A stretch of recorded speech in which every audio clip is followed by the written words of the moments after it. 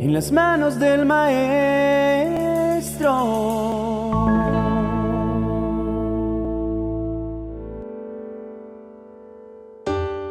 Cuando leemos Lucas capítulo 21, versos 1 al 4, nos encontramos cómo Jesús prestaba atención incluso a los detalles más insignificantes. Él se encontraba en Jerusalén, sentado en el patio del templo. Es interesante observar que se encontraba en el patio de las mujeres, lugar donde también se admitían hombres, y estaba ubicada el arca de la ofrenda. Dicen los versos 1 y 2, levantando los ojos, vio a los ricos que echaban sus ofrendas. Vio también a una viuda muy pobre que echaba allí 2 blancas. Esas monedas eran las de menor valor en Israel. Sin embargo, Jesús captó su atención. Sabía que esa ofrenda, comparada con la de la gente rica, era insignificante. Pero el Señor tiene una escala de valores diferente a la nuestra para evaluar las ofrendas. Por eso, encontrar allí un destello de fe y amor complació a Jesús, por lo cual se dio prisa en contárselo a sus discípulos, de tal manera que esta mujer pasó a ser un ejemplo para todos, hasta el día de hoy. Los versos 3 y 4 cuentan las palabras de Jesús. Les aseguro, dijo, que esta viuda pobre ha echado más que todos los demás. Todos ellos dieron sus ofrendas de lo que les sobraba, pero ella, de su pobreza, echó todo lo que tenía para su sustento.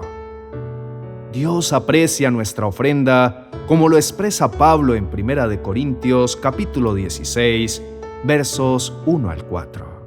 No solamente lo que damos, sino lo que guardamos para nosotros. Para Él, la cantidad no es tan importante como la actitud del corazón.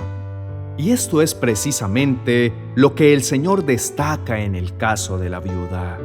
No había guardado nada para sí misma. Para dar de esta manera, se hace necesario haber depositado toda la confianza en Dios, al punto de llegar a conocerlo como la fuente inagotable de la cual podemos sacar agua cada día. Pablo elogió a los creyentes de Macedonia en 2 Corintios capítulo 8, verso 5, cuando dijo: «Y hasta hicieron más de lo que esperábamos, pues se ofrendaron a sí mismos, primero al Señor y luego a nosotros, conforme a la voluntad de Dios». Esta mujer se había entregado a sí misma, primeramente al Señor. Jesús vio con gozo en esa viuda un alma piadosa y recta en medio de un mundo hipócrita y egoísta, al cual denunciaba tan severamente y que podemos leer en Lucas capítulo 20, versos 45 al 47. Mientras todo el pueblo lo escuchaba, Jesús les dijo a sus discípulos: «Cuídense de los maestros de la ley. Les gusta pasearse con ropas ostentosas y les encanta que los saluden en las plazas y ocupar el primer puesto en las sinagogas y los lugares de honor en los banquetes. Devoran los bienes de las viudas y a la vez hacen largas plegarias para impresionar a los demás. Estos recibirán peor castigo». En muchas oportunidades hemos escuchado sobre la ley del dar. Cuando Jesús hablaba al respecto, quería el bienestar para sus oyentes. Esta condición introduce un principio espiritual que tiene que ver con ayudar a otros, con los recursos que el mismo Dios nos ha dado. La acción de esta mujer, unido al comentario de Jesús, ha inspirado a miles de personas a seguir su ejemplo, que ha servido para multiplicar aquella pequeña ofrenda de una manera incalculable. Con esto se confirma que Dios siempre hace cosas grandes con los pequeños recursos que son puestos en sus manos. Por otro lado, es importante recordar también el significativo principio que el Señor nos enseñó a través de Lucas capítulo 16, verso 10. El que es fiel en lo muy poco, también en lo más es fiel. El que en lo muy poco es injusto, también en lo más es injusto. Definitivamente la buena administración de los pequeños recursos que Dios ha puesto en nuestras manos nos capacitará para recibir del Señor responsabilidades más grandes. El ejemplo de la viuda nos deja una enseñanza muy valiosa, además de unos principios que nos instruyen sobre cómo debe ser una ofrenda agradable a Dios. En ninguna parte de la ley decía que se tenía que ofrendar en su totalidad. Sin embargo, ella entregó todo lo que tenía. Su ofrenda fue voluntaria. Así lo propone 2 de Corintios capítulo 9, verso 7. Cada uno dé como propuso en su corazón, no con tristeza ni por necesidad. El Señor mira el corazón del dador y realmente Él no quiere nuestro dinero, sino a nosotros mismos. Eso fue lo que tuvo de especial la ofrenda de la viuda. Ella lo hizo también por amor al Señor. Ella amaba a Dios con todo su corazón, con toda su alma, con todas sus fuerzas y con toda su mente. Por eso entregó todo lo que tenía. Lo hizo con sacrificio y abnegación, como lo expresó también el rey David en 2 de Samuel, capítulo 24, verso 24. No voy a ofrecer al Señor mi Dios holocaustos que nada me cuesten. Además, cuando somos generosos, de la misma manera seremos bendecidos. Veamos lo que Pablo le dijo a los Corintios en la segunda epístola, capítulo 9, verso 6. Recuerden esto: el que siembra escasamente, escasamente cosechará, y el que siembra en abundancia cosechará. Y la mayor bendición, cuando ofrendamos a otros con fe y confianza en el Señor, entonces estamos creyendo en la palabra de Dios. Jesús nos dice: por lo tanto, pongan toda su atención en el reino de los cielos y en hacer lo que es justo ante Dios, y recibirán también todas estas cosas. Oremos. Poderoso Señor, es un nuevo día para darte gracias y bendecir tu nombre. De nuevo aprendemos de tu Hijo amado, de sus pequeños detalles y de cuánto valora todo lo que hagamos por cada uno de los más necesitados. Amado Jesús, hoy nos enseñas que cada vez que ofrendamos correctamente es algo muy agradable a los ojos de Dios, y es admirable el ejemplo de esta mujer que nos inspira a confiar plenamente en tu divina providencia y a tener un corazón generoso, a comprender que aunque nosotros mismos hoy tengamos necesidades, también hay menos favorecidos y que están pasando por circunstancias mucho más difíciles que las nuestras. Gracias, Señor, por cada promesa que das a nuestra vida y que nos motiva a poder vivir tus preceptos.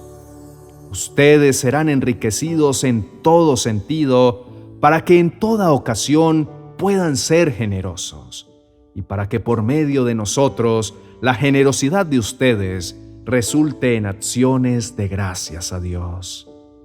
Dios mío, mueve nuestro corazón a ayudar a los más necesitados, sabiendo que al ofrendar debemos mirar a Cristo y su entrega por nosotros, como nuestro ejemplo supremo. Traten a todos con amor de la misma manera que Cristo nos amó y se entregó por nosotros como ofrenda y sacrificio de olor agradable a Dios. Padre, tu palabra nos dice que Dios bendice a los que cuidan de los pobres y los pondrá a salvo cuando vengan las dificultades. Bendícenos para bendecir a otros. Estamos necesitados. Son tiempos difíciles y nos urge de tu provisión. Ven pronto en nuestra ayuda. Señor, nos enseñas que aquellos que muestren misericordia hacia los pobres, los enfermos y los necesitados, en realidad están ministrando a Jesús personalmente. Porque tuve hambre y ustedes me dieron de comer. Tuve sed y me dieron de beber. Fui forastero y me dieron alojamiento. Necesité ropa y me vistieron. Estuve enfermo y me atendieron. Estuve en la cárcel y me visitaron. Y le contestarán los justos: Señor, ¿cuándo te vimos hambriento y te alimentamos? ¿O sediento y te dimos de beber? ¿Cuándo te vimos como forastero y te dimos alojamiento, o necesitado de ropa y te vestimos? ¿Cuándo te vimos enfermo o en la cárcel y te visitamos? El rey les responderá: les aseguro que todo lo que hicieron por uno de mis hermanos, aun por el más pequeño, lo hicieron por mí. Padre, que tengamos la sensibilidad de demostrar el amor, la bondad y la compasión de nuestro Señor Jesucristo, que nos amemos unos a otros como tú mismo nos enseñas. Te lo pedimos en el nombre de Cristo Jesús. Amén y amén. Hace poco me sorprendí al escuchar a un vecino hablando del temor que tenía de perder un brazo por la mordida de un tiburón, estar expuesto a un tsunami o llegar a naufragar en la mitad del océano sin saber hacia dónde dirigirse. Lo más curioso de todo es que cualquiera de sus temores solo podrían hacerse realidad en caso de que se decidiera a viajar durante más de 10 horas para llegar a una zona costera y voluntariamente estar en las condiciones propicias para ello. Todo era producto de una película que había estado viendo con su nieto y que le causó una fuerte impresión. ¿Le parece un poco exagerado o absurdo? Bueno, pues sucede que muchos de los temores que nosotros alimentamos y les permitimos limitar nuestras vidas pueden ser iguales o más absurdos que ese. Dios tenía claro que necesitaríamos ayuda para enfrentar los temores. Es por eso que en las Escrituras hallamos 365 mensajes específicos de Dios en los que nos invita a no dejarnos apresar de nuestros miedos. El primero que aparece está en el libro de Génesis, capítulo 15, verso 1. Poco tiempo después, el Señor le dijo a Abraham: Abraham, no tengas miedo porque yo te protejo y te voy a dar una recompensa muy grande. Abraham había regresado de una batalla para liberar a su sobrino Lot y a la gente de Sodoma que se hallaba con él, y se había rehusado a recibir recompensa por ello. Y seguramente le preocupaba su futuro inmediato. Dios conoce lo que nos genera preocupación y sus mensajes dicen lo mismo continuamente. Dejen de preocuparse y confíen en que yo sé qué necesitan y estoy dispuesto a darles mucho más de lo que esperan. El siguiente mensaje fue para la mamá del primer hijo de Abraham. Génesis capítulo 21, verso 17 dice: Dios escuchó la voz del niño y el ángel de Dios bajó desde el cielo. Él le dijo: Agar, ¿qué te pasa? No te asustes, Dios ha escuchado el llanto del niño. No importa cuál sea la preocupación que embarga nuestro corazón, para todas, sí, todas, Dios tiene la respuesta precisa en el momento exacto. Si nos preocupa la economía, la seguridad personal, la salud o la supervivencia de nuestros hijos en un medio hostil, como el desierto en el que estaba Ismael, Dios tiene una salida que va mostrándonos en la medida que nos dejamos guiar por su voz.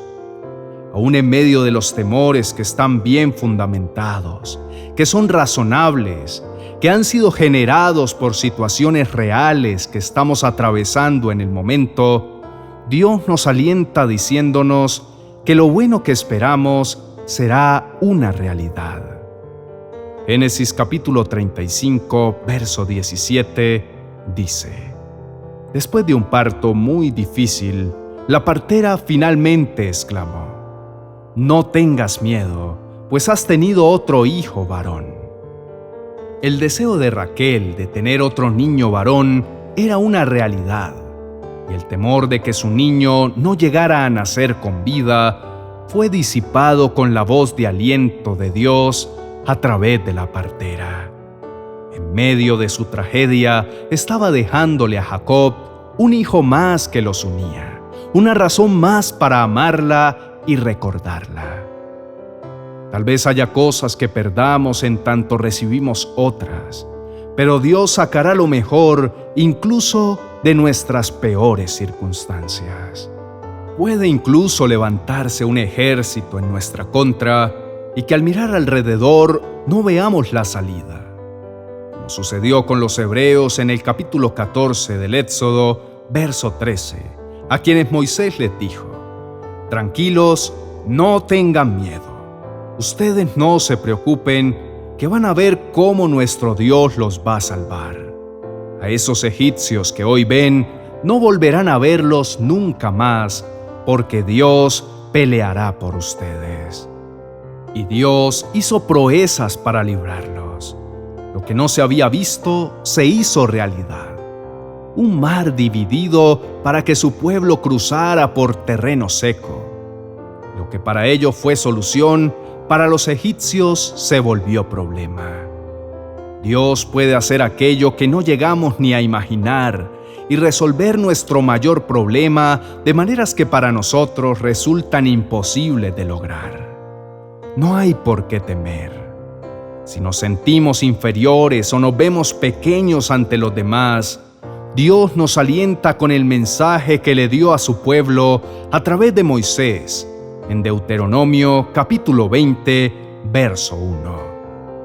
Cuando vayan a la guerra, no tengan miedo. Aunque el enemigo sea muy fuerte y numeroso, y tenga muchos caballos y carros de combate, nosotros contamos con nuestro Dios, quien nos libró de Egipto. Nosotros podemos decir que contamos con el Dios que nos ha guardado en medio de la crisis actual. Nosotros contamos con el que nos da el sustento a diario. Nosotros contamos con el que nos permitió despertar con vida, con el que nos ha cuidado de sufrir dolores que se salgan de nuestra capacidad, incluso cuando han sido originados por nuestras malas decisiones. No importa qué tan grande se vea lo que debamos enfrentar. Dios va delante nuestro, abriendo caminos y fortaleciéndonos para que podamos lograrlo. Lo único que espera Dios de nosotros es que pongamos en práctica lo que le dijo a Josué en el capítulo 1, verso 9. Yo te pido que seas fuerte y valiente, que no te desanimes ni tengas miedo, porque yo soy tu Dios y te ayudaré por donde quiera que vayas. Hay temores que debemos descartar por pura lógica, como los de mi vecino, de naufragar o ser mordido por un animal con el que posiblemente nunca vaya a cruzarse en la vida. Lo que es importante es que sepamos que aunque Dios haya dejado cientos de promesas hermosas, de provisión, protección y bienestar de toda clase a nuestro favor, ninguna de ellas se hará efectiva en tanto no tengamos la certeza de que Dios quiere nuestro bienestar y está dispuesto a entregárnoslo. El profeta Isaías también escribió uno de los más conocidos mensajes de aliento que Dios nos envió, diciendo en el verso 10 del capítulo 41: No tengas miedo, porque yo estoy contigo. No te desalientes, porque yo soy tu Dios.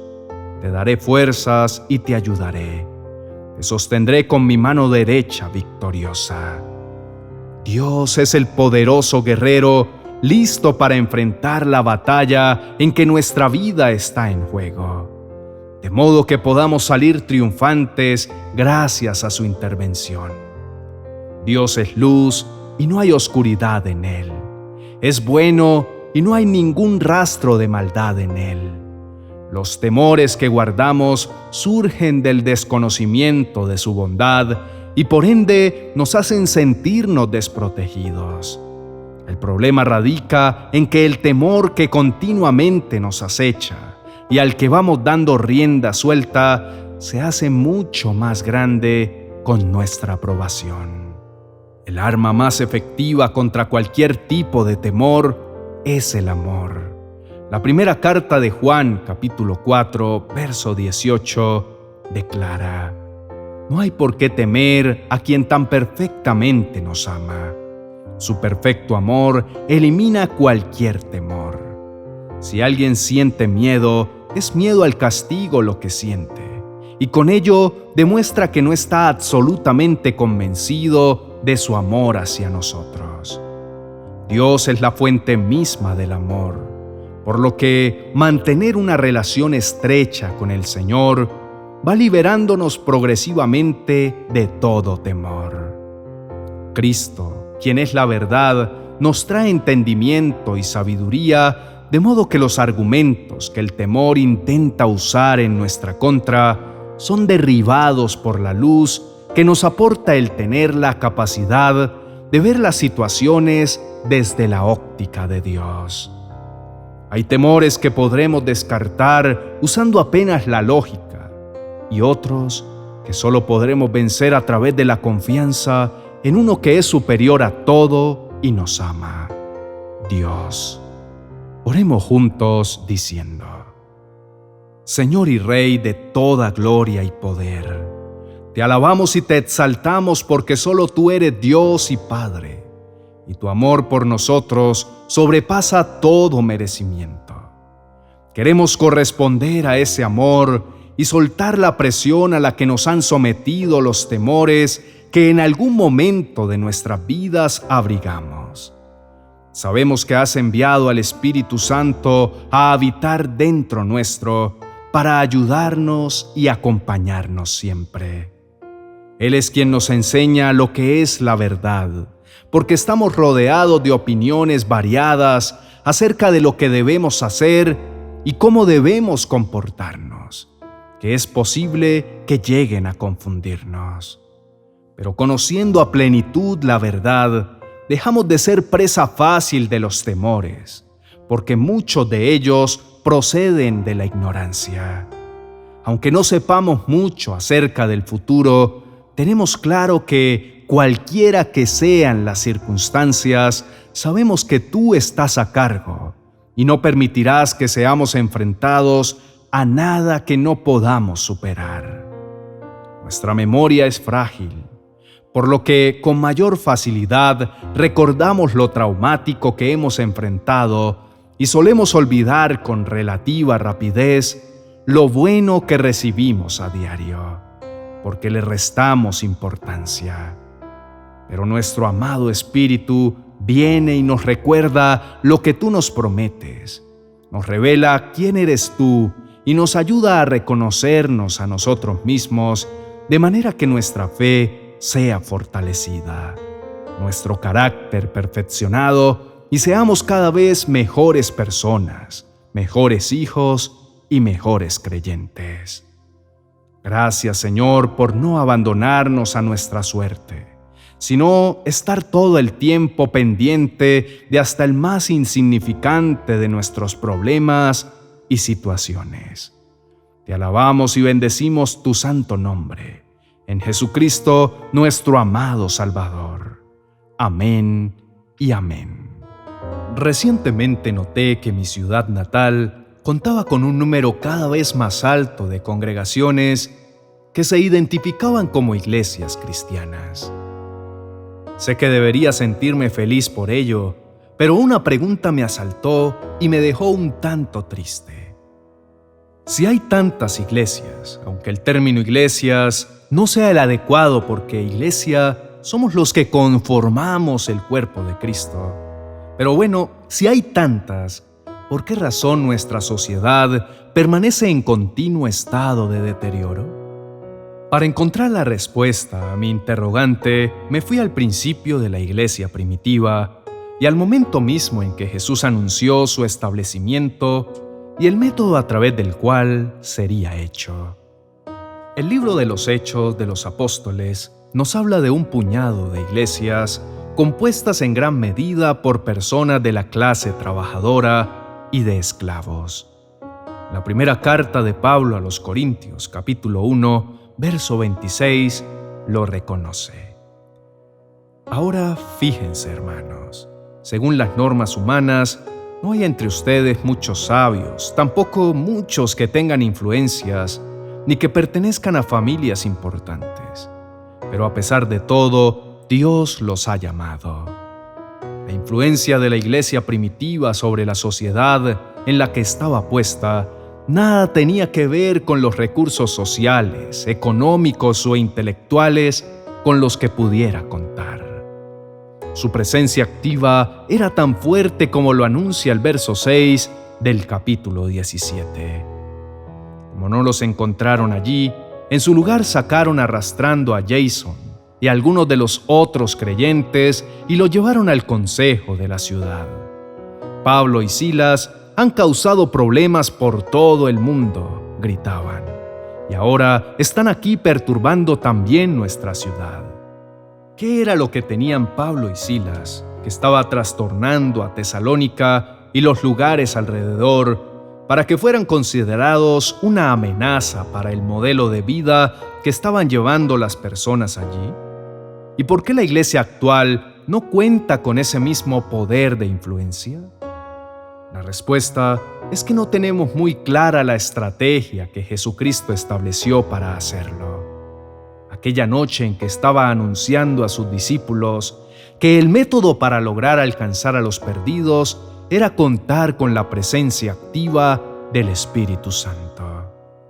Vayamos por partes y empecemos por leer las declaraciones de Jesús en el capítulo 16 del Evangelio de Juan, versos 1 al 8.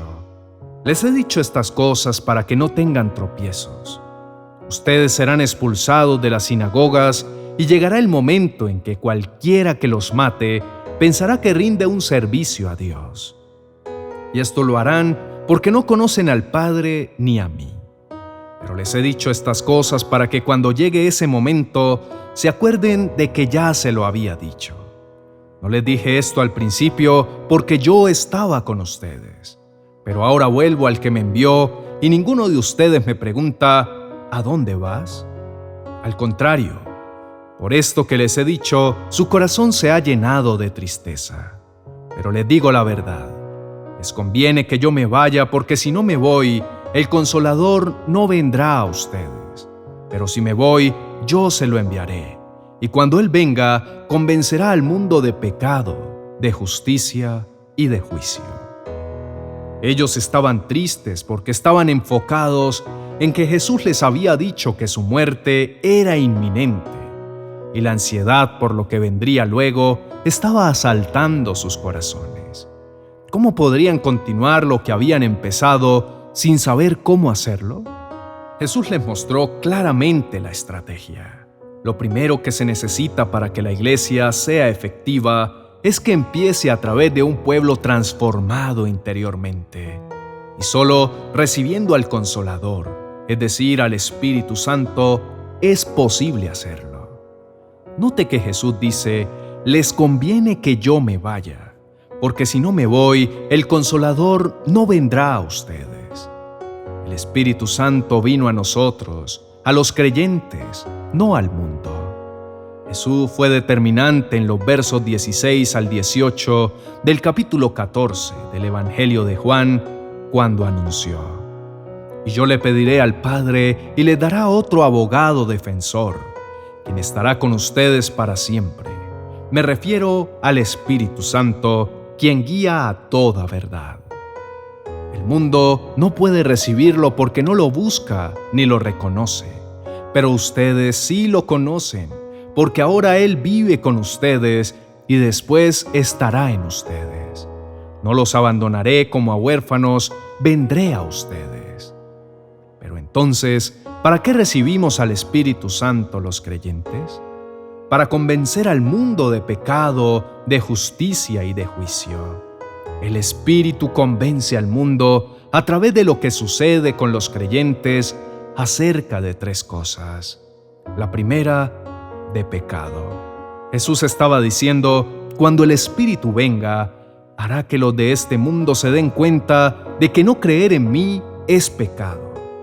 La Iglesia está para convencer a través del Espíritu que hay un pecado por resolver en el corazón de quienes viven conforme al modelo del mundo, y es que no creen en Jesús y en todo lo que su obra hace en el corazón humano.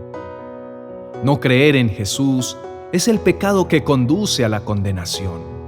El pecado es una violación de la intención de Dios para la humanidad. Es una fuerza actuando en contra de los planes de Dios para nuestras vidas. Pero el Espíritu nos ha sido dado para que nosotros seamos el testimonio de la transformación que produce en una persona haber hallado el secreto de la vida, que es creer en Jesús. Solo la fe, es decir, la confianza en Jesús, nos puede ayudar a vivir conforme a la intención de Dios para nuestras vidas. Lo segundo que el mundo aprenderá es acerca del regalo de la plenitud. El término que usa es justicia, que es lo que el Antiguo Testamento llama santidad. Y no es más que la integridad, el hecho de estar completos en Cristo. Todos queremos ser personas completas. Cuando decimos de Dios que es santo, santo, santo, hacemos referencia a que es completo, es perfecto. No hay nada desequilibrado en Él. Dios busca producir personas completas. Lo bueno de todo es que eso no es algo que debamos hacer por nosotros mismos.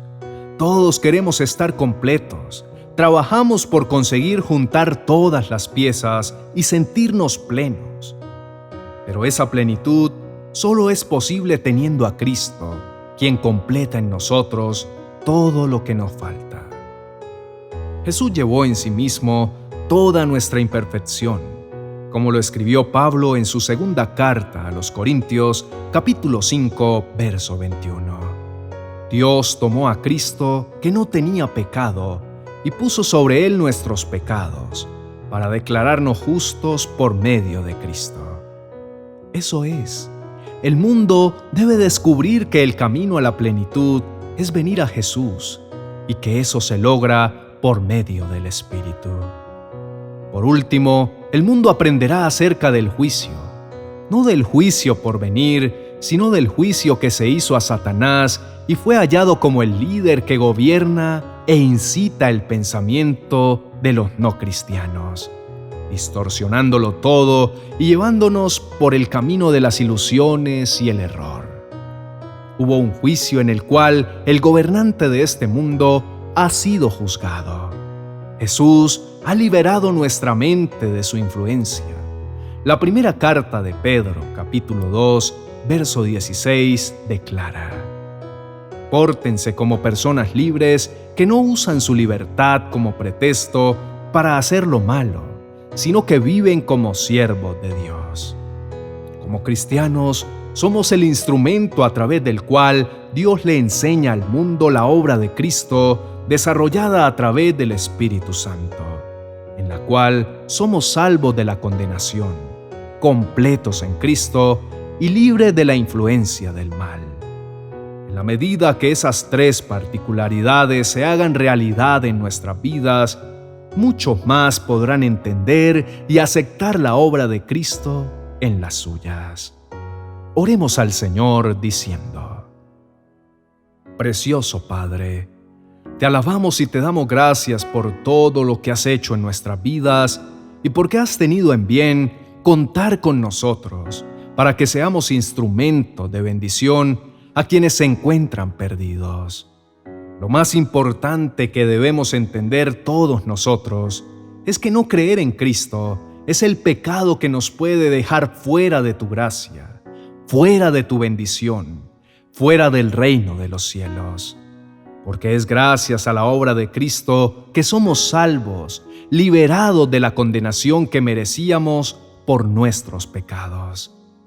Así como somos completados y todo lo que sentimos que estaba vacío, roto o faltante en nuestra vida es completado por la presencia de Jesucristo en nuestro corazón.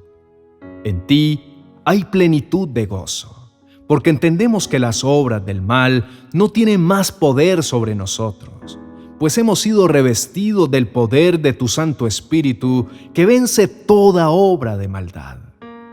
No hay necesidad de cambiar la estrategia para que el reino de los cielos llegue al corazón de muchas más personas. Solo es necesario que nosotros, los creyentes, los que somos parte de tu iglesia, seamos verdaderos testimonios de lo que hemos creído. Los conflictos al interior de cada persona son resueltos en intimidad contigo. Nosotros hemos sido puestos para amar, para demostrar nuestra fe, para vivir consciente de lo que la plenitud de Cristo provoca en nuestro ser y para declarar las bondades que tú nos entregas a diario. Queremos ser la generación del cambio, aquella que abre las puertas de nuestras congregaciones, de nuestro hogar y de nuestro corazón, para que muchos otros puedan sentir el deseo de vivir conforme al diseño que tú planeaste desde el principio. Te adoramos y exaltamos tu grandeza, tu poder, tu obra, tu amor, el apoyo que nos brindas constantemente. En el glorioso nombre de Cristo Jesús. Amén y amén.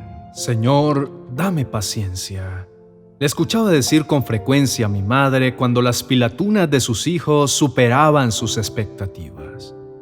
Me preguntaba si la paciencia era algo que Dios concede como lo hace con un milagro instantáneo de sanidad, en el que la paciencia pasaba a ser parte de la persona que la pedía, constituyéndose en un componente más de su carácter. Pero con los años aprendí que la paciencia lo último que tiene es la facilidad de conseguirse de manera instantánea. Me di a la tarea de indagar en las Escrituras y hoy quiero compartir con ustedes un fragmento que me resultó bastante oportuno y que está escrito en el Evangelio según Mateo, capítulo 11, versos 25 al 30. En este momento, Jesús se dirigió a Dios y le dijo: Padre, tú gobiernas en el cielo y en la tierra. Te doy gracias porque no mostraste estas cosas a los que saben mucho y son sabios, sino que las mostraste a los niños.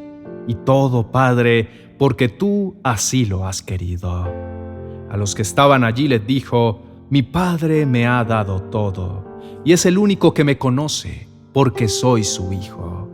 Nadie conoce a mi Padre tan bien como yo.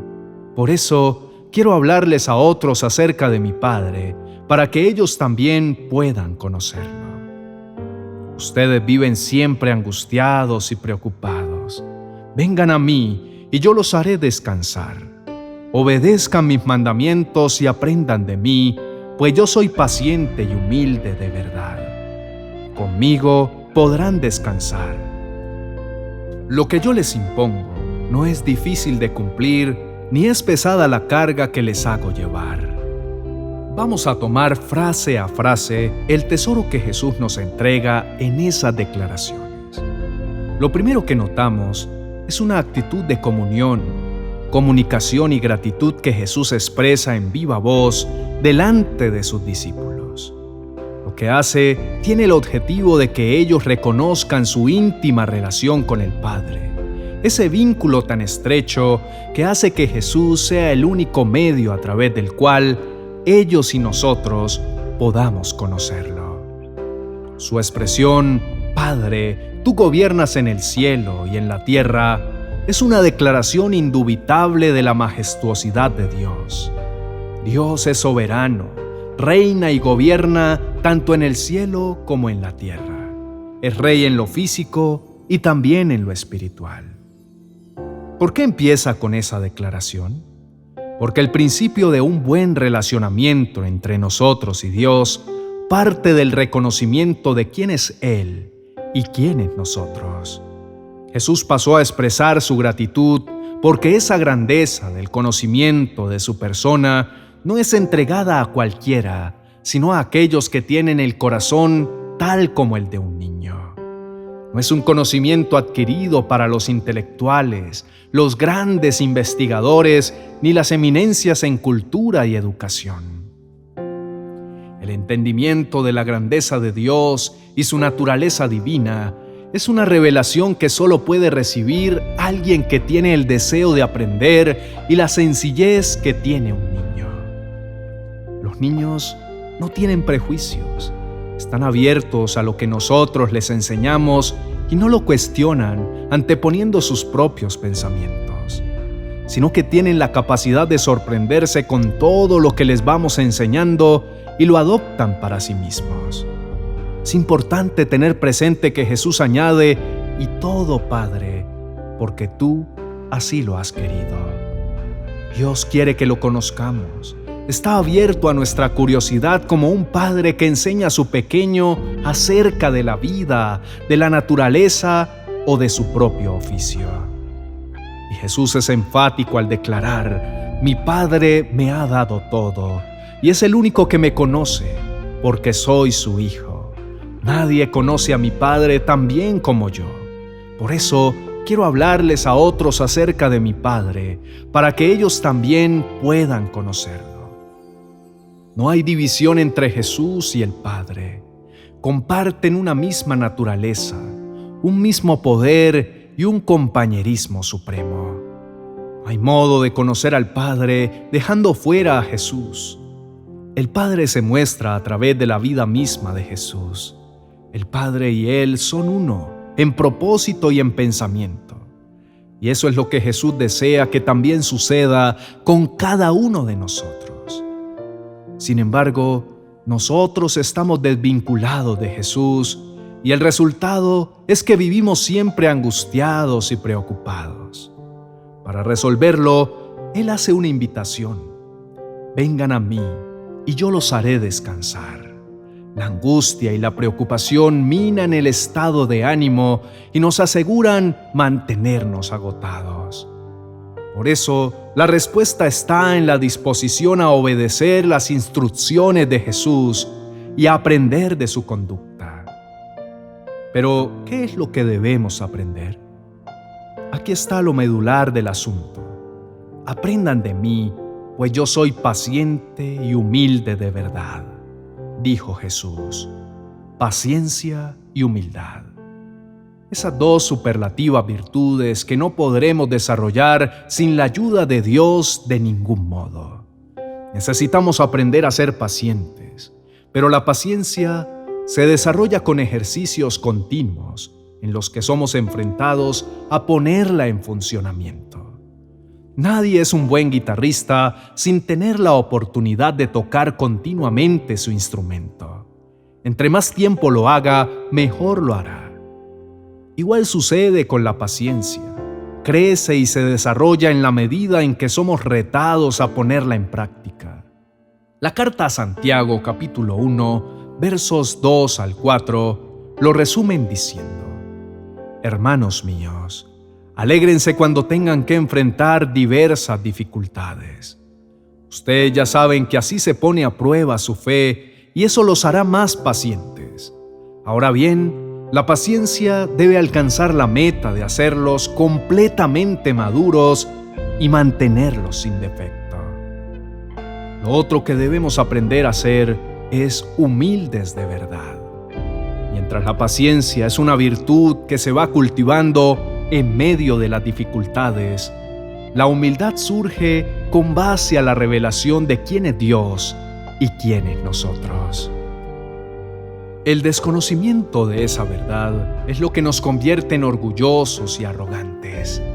Cuando tenemos claro la supremacía de Dios y su majestad, inmediatamente descubrimos que nosotros somos insignificantes delante suyo.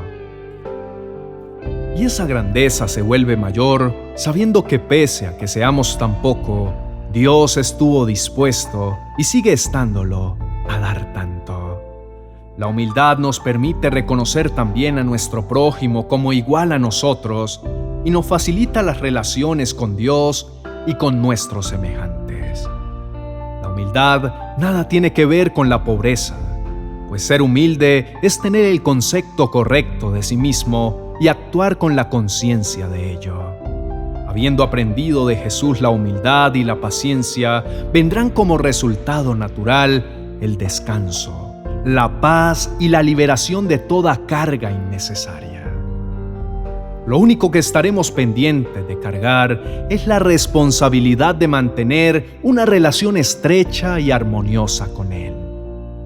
En un mundo de inmediatez y orgullo, es necesario que fijemos la mirada en Jesús y aprendamos de su ejemplo a ser pacientes, porque con ello demostramos nuestra confianza en que la bondad de Dios está actuando a nuestro favor y estamos siendo formados como personas maduras.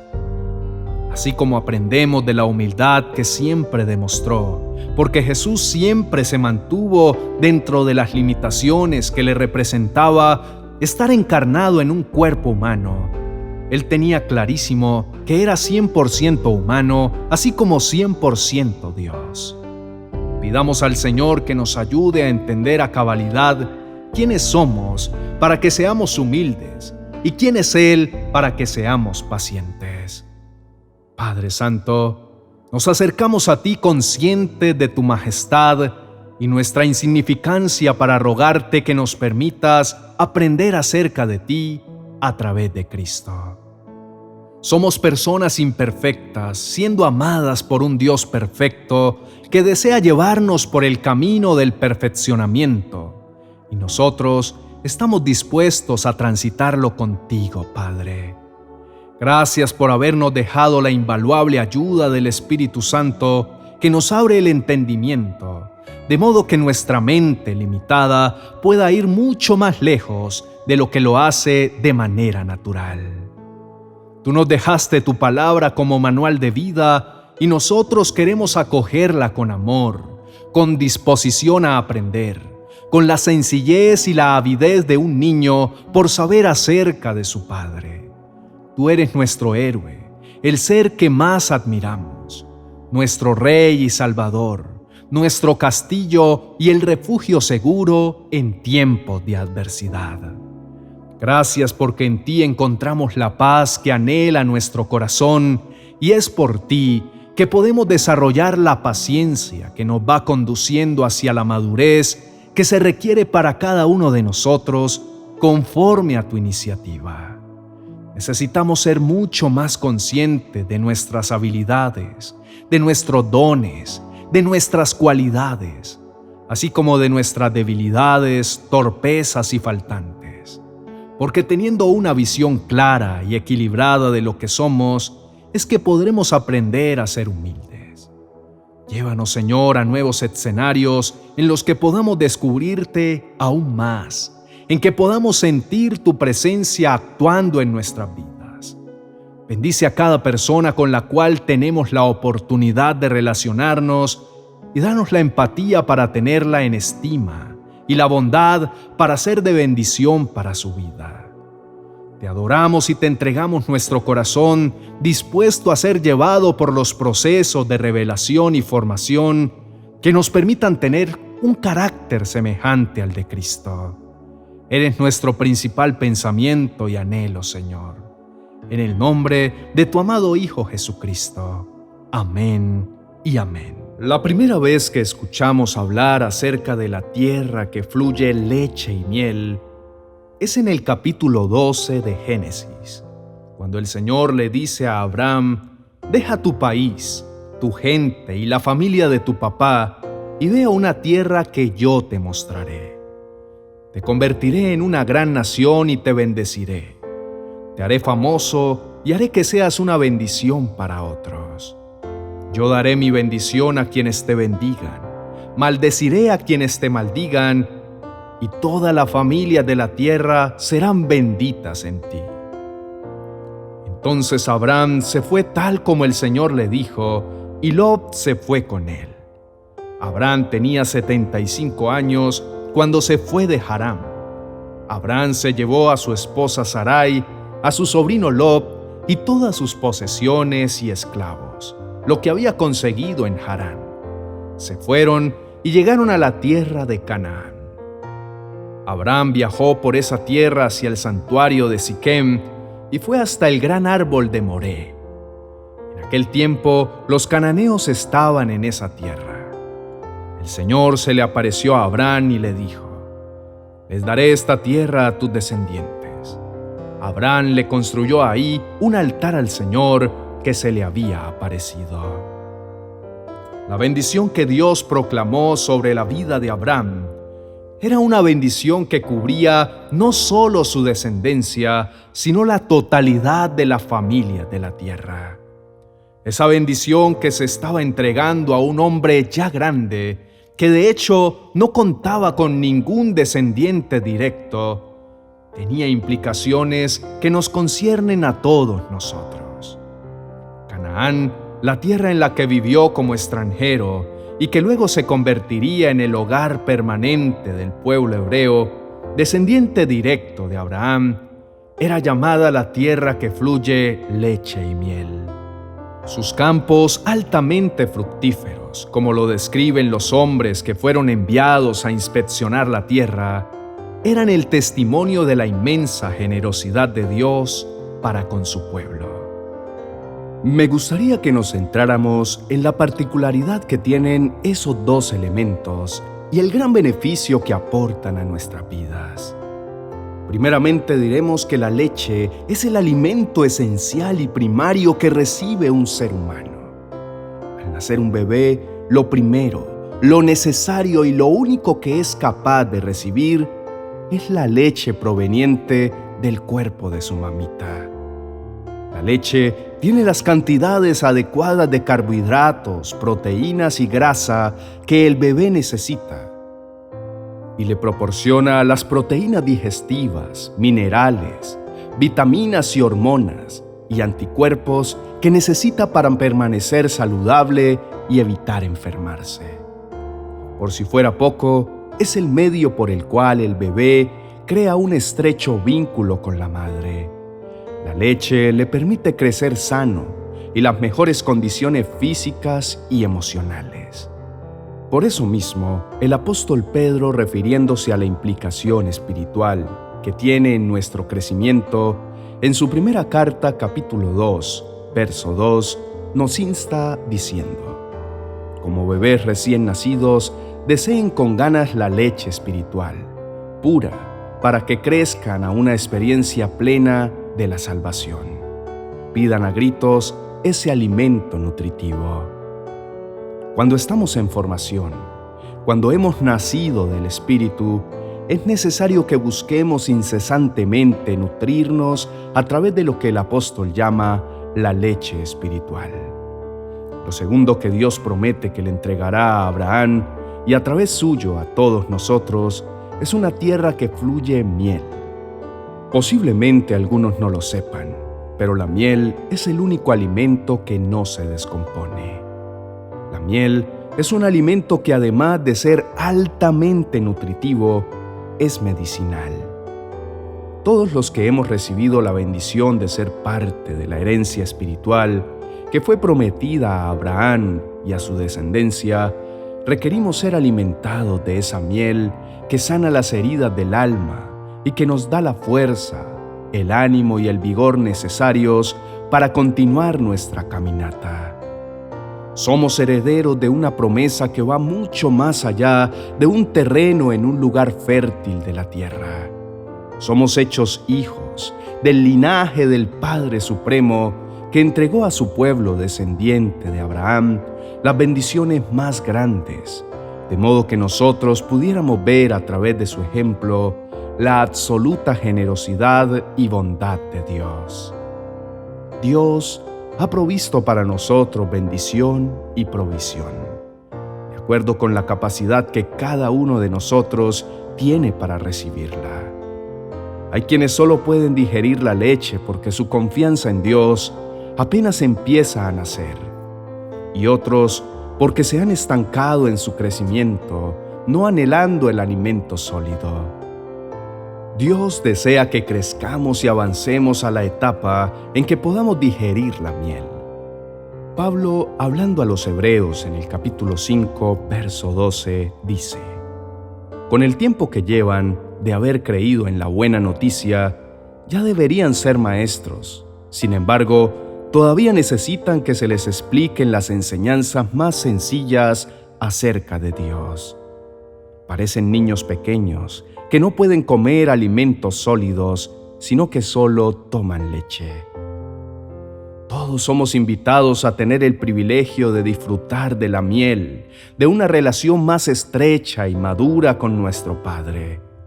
No obstante, para todos está dispuesto el alimento base, es decir, la leche, y el alimento no perecedero, la miel, que nos nutra y nos sustente hasta el momento en que seamos llamados a la presencia de Dios. Todo el pueblo hebreo recibió la bendición a través de Abraham. Todos y cada uno tuvieron la invitación abierta para entrar a esa tierra de leche y miel. Pero no todos quisieron hacerlo. Muchos se rehúsaron a ir allí, motivados por su desconfianza, su negatividad, su pesimismo, su queja y su mentalidad de esclavo que se negaba a ser liberada. Solo una porción de quienes fueron llamados a tomar posesión de Canaán lo lograron exitosamente. Sin embargo, el pueblo judío, a nuestros días, sigue siendo testimonio claro de la fidelidad del Señor y de lo que implica sustentarnos con su leche y miel.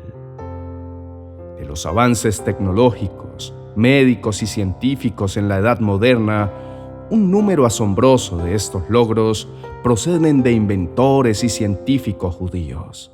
Aunque su población representa menos del 0,2% de la población mundial, sus aportes a la ciencia son absolutamente sorprendentes. El 22% de los ganadores Premio Nobel han sido judíos. Pese a que la nación judía es dueño de un pequeño espacio de tierra en el Medio Oriente, con clima desértico, un sorprendente fenómeno de producción agrícola permite que produzcan la mayoría de sus alimentos y exporten una gran parte. Sin importar las difíciles condiciones, las vacas israelíes producen más leche que las de Europa y América, por lo que es considerada líder mundial en producción de leche.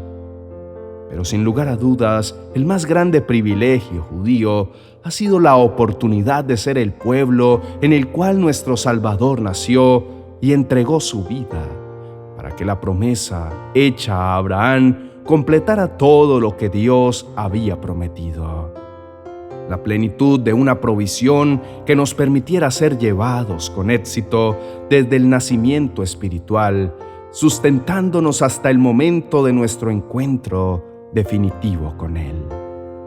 Dios está ofreciendo leche y miel a todo el que esté dispuesto a dejar su pasado atrás y a caminar hacia el lugar que Él desea llevarlo, tal como lo hizo con Abraham. Su promesa con el pueblo judío ha permanecido por siglos vigente, para que nosotros tengamos la certeza de que es real y verdadera. Recibamos la leche y la miel que nos den la capacidad de crecer sanos, fuertes, maduros y preparados para demostrar a otros que tenemos un Padre que lo proveyó y previó todo para nuestro bienestar. Oremos juntos diciendo: Estamos confiados en ti, Padre bueno, como el bebé que está acunado en los brazos de una madre amorosa.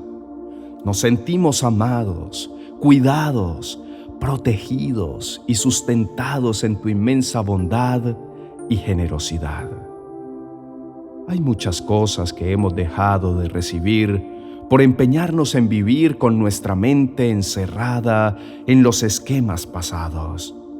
Pese a que tú nos conduces con amor y nos muestras tu bendición a nuestro favor durante el trayecto.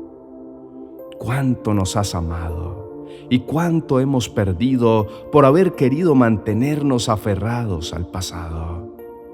Queremos tener un corazón diferente, dispuesto y listo a obedecer tu voz, a limpiar de nosotros todo rezago de esclavitud que nos convierte en pesimistas y desagradecidos con todo lo recibido de tu mano. Deseamos ser nutridos, sanados, amados, constituidos pueblo que bendice y comparte con otros las bendiciones que tú has puesto en nuestra mano. Más que un lugar aquí, mucho más que una posesión física, deseamos una herencia espiritual que sobrepasa por mucho cualquier riqueza terrenal, y anhelamos ser los instrumentos a través de los cuales tu gloria se manifiesta. Estamos dispuestos a marchar. Estamos listos para ir al destino que tú trazaste para nosotros.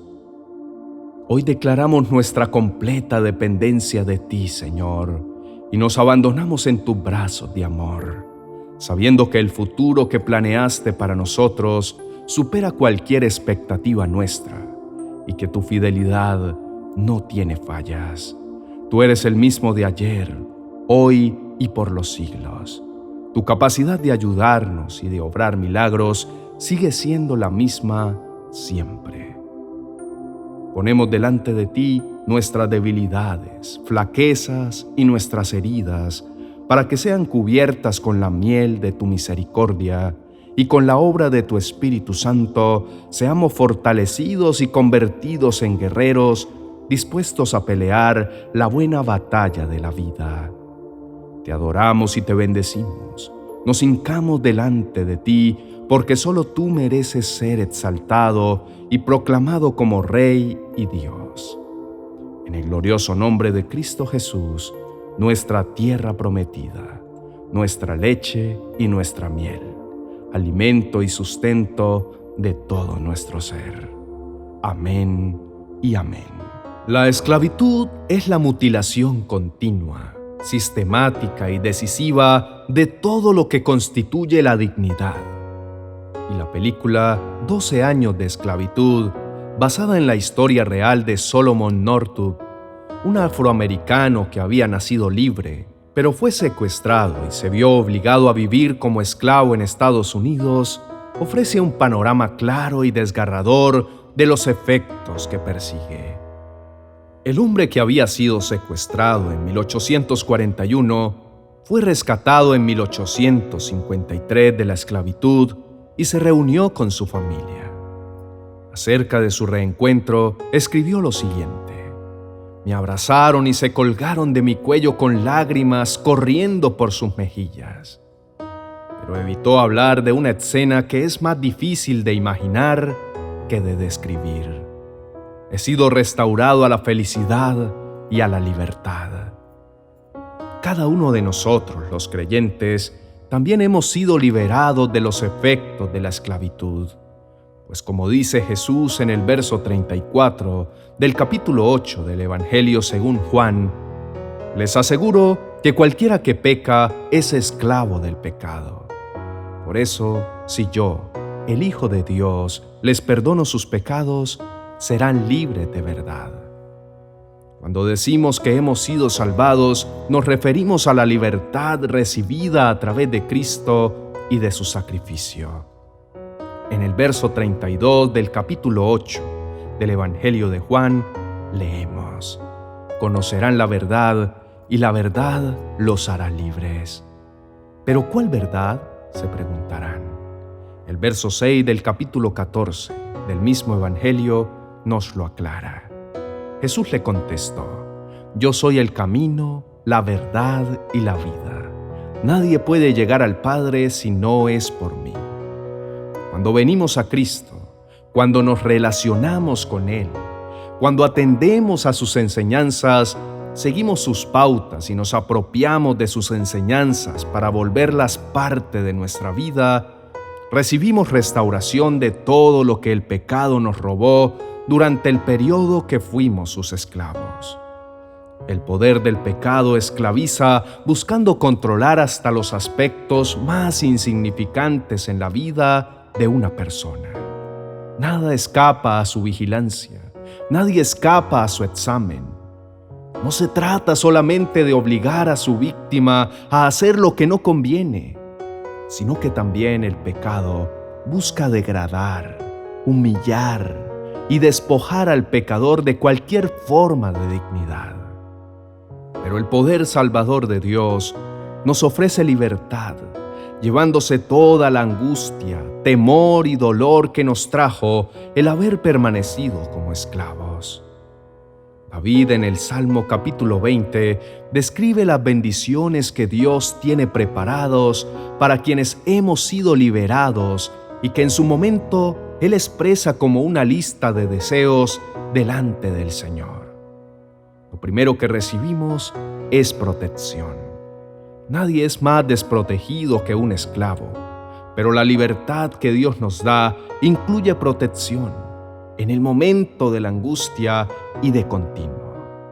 Que Dios te responda cuando te encuentres en aprietos. Que el Dios de Israel te brinde su protección. Inicia diciendo: como segunda medida, recibimos ayuda. Que Dios te envíe su ayuda desde su santuario. Nuestra ayuda no procede de cualquier lugar, sino directamente del trono de Dios. Es una ayuda efectiva y oportuna para cualquier situación que se presente en nuestras vidas. Lo tercero que recibimos es apoyo. Que Dios te dé su apoyo desde Jerusalén. ¿Se ha sentido solo? La esclavitud nos hace sentir abandonados, pero la libertad que nos da el Señor nos otorga el respaldo de su poderosa mano obrando a favor nuestro. Lo cuarto que nos da es aceptación, que recuerde todas tus ofrendas y acepte todos tus sacrificios. Dios nos acepta. El rechazo que recibimos anteriormente ha sido curado a través de la aceptación. Dios nos acepta como sus siervos, pero más allá de eso, nos adopta como sus propios hijos. Lo que entregamos en su mano como presente de gratitud es aceptado, y Dios se complace en todo lo que ponemos delante suyo con un corazón sincero y dispuesto, por sencillo que sea. Lo quinto que obtenemos es éxito en nuestros proyectos. Que Dios te conceda lo que pidas de todo corazón y que haga realidad lo que pienses hacer. Cuando somos libres en Cristo, tenemos el corazón puesto en los planes que van más allá del beneficio individual, porque hemos entendido que prima el bienestar colectivo. Y todos los planes que nacen en nuestro corazón incluyen a Dios y a nuestros semejantes y cuentan con su bendición y garantía de éxito. Y por último, nos da la victoria que nos llena de gozo. Lanzaremos gritos de alegría cuando Dios te conceda la victoria, y alabando a nuestro Dios, haremos ondear las banderas. Que Dios te conceda todo lo que pidas. Para quien Dios liberta, la vida es una suma de continuas victorias. Vamos creciendo aún en medio de las adversidades y nos convertimos en personas cada vez más capacitadas para cumplir la misión que Dios nos ha encomendado y para disfrutar en plenitud de la vida desde la libertad. Nos hacemos conscientes de que todo lo que recibimos han sido preciosos regalos inmerecidos que nos entrega Dios por su inmenso amor y bondad. Por eso, finaliza David diciendo: algunos confían en sus carros de guerra, otros confían en sus caballos, pero nosotros solo confiamos en nuestro Dios. Nuestra confianza está depositada en nuestro Salvador, en aquel que pagó el precio necesario para liberarnos de la esclavitud y para llevarnos a casa, no como siervos nada más, sino con la dignidad que nos dio al llamarnos hijos. Somos privilegiados. Dios nos hizo parte suya, nos compró al más alto precio y rompió las cadenas que el pecado había puesto a nuestros pies y cuello para esclavizarnos. Hoy caminamos en libertad. Hoy disfrutamos del apoyo, de la ayuda, de la protección y la aceptación de un Creador magnífico que nos hizo hijos, cubrió nuestra vergüenza, sanó las heridas que nos produjo nuestra antigua vida y nos llamó para cubrirnos con total dignidad. Demos gracias al Señor diciendo juntos: Padre del cielo, cuánto amor hemos recibido desde el día que te acercaste a nosotros y rompiste las cadenas que nos mantenían presos y atados a conductas destructivas que nos causaron tanto dolor. Nos sentimos agradecidos por la gentileza y ternura con que viniste a nuestras vidas para rescatarnos y cuidar de nuestra recuperación, poniendo todos los elementos necesarios para devolvernos la vida que desde el principio quisiste que tuviéramos. Te adoramos y nos sentimos profundamente conmovidos. Habrá episodios que fueron tan fuertes y marcaron heridas tan profundas que tardarán un poco más en sanar. Pero contamos con el mejor, el Espíritu Santo que nos ama y nos ayuda en todo momento, regenerando nuestro ser de adentro hacia afuera. Gracias por haber construido en nosotros la confianza necesaria para saber que contamos contigo en todo instante y para toda necesidad, pues tú eres el ser más extraordinario y bueno que pueda existir. Queremos vivir en libertad el resto de nuestras vidas y no regresar jamás a esa esclavitud de la cual tú nos sacaste. Que nuestros pensamientos sean transformados y cambiados conforme a los pensamientos de Cristo, sabiendo que hasta del episodio más traumático de la vida, tú has sacado valiosas experiencias que nos fortalecen y nos permiten ayudar a otros. Te amamos, Padre, no hay duda de ello. Nuestra vida pasada son aguas que pasaron. Nuestras cicatrices que ya han cerrado y sanado son muestras de que hemos vivido para contar las grandezas de tu incomparable gracia y poder. Te mereces todos los aplausos, te mereces toda la gloria, la honra, la alabanza y el poder por siempre y para siempre. Porque no hay quien pueda hacer por nosotros lo que tú has hecho, papá. En el glorioso nombre de Cristo Jesús, el motivo de nuestra libertad. Amén y amén. Si te ha gustado esta reflexión, dale me gusta y compártela con tus amigos en las redes sociales. No olvides suscribirte a nuestro canal y activar la campanita de notificaciones para que puedas estar enterado de cuando subimos una nueva reflexión. Y si estás pasando por una necesidad y necesitas apoyo de oración, por favor, déjanos tu comentario y junto con nuestro equipo de oración e intercesión, estaremos poniendo tu petición en las manos del Maestro. Hasta una próxima oportunidad.